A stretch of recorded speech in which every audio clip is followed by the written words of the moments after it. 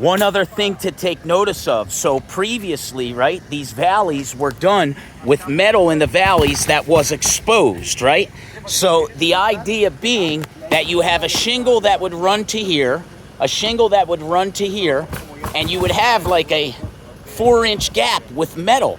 Now, that's a high water traffic area. So when you give it that kind of chute, right, it usually won't get defeated. It'll disperse that water very well. The problem is on each side of that 4-inch exposed metal, you have a joint on the right and on the left. So we don't do that today. What we do today is we put the metal the way that you see this gentleman layering the metal in the valley, right, prior to putting any shingles. So now we're bulletproofed in the valley.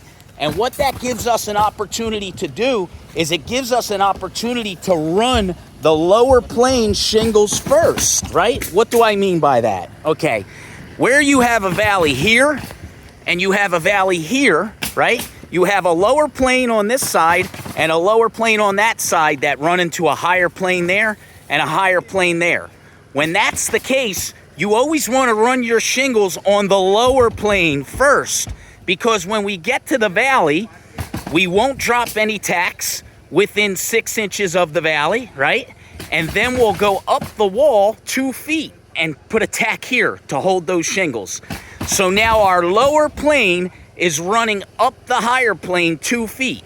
And then when we come and put shingles on the higher plane, it overlaps that 2 feet that comes up.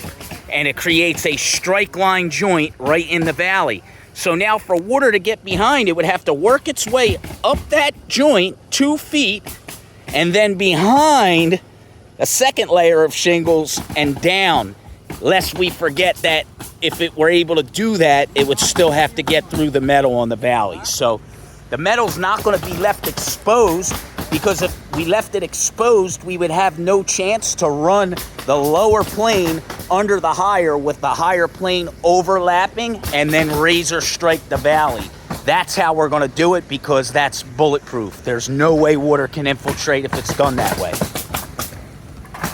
These guys are all experts with metal fabrication, anything by hand, anything on big benders, brakes. You know, our metal shop has a 10,000 pound brake. So, you know, these guys are very well versed with cutting and bending metal. Even nice stuff that we don't see often on the YouTube channel, but with copper, drain boxes, copper in the valleys, copper gutter jobs that we've done. These guys do really beautiful metal work, and I've had the chance to work with a lot of these guys and train them personally.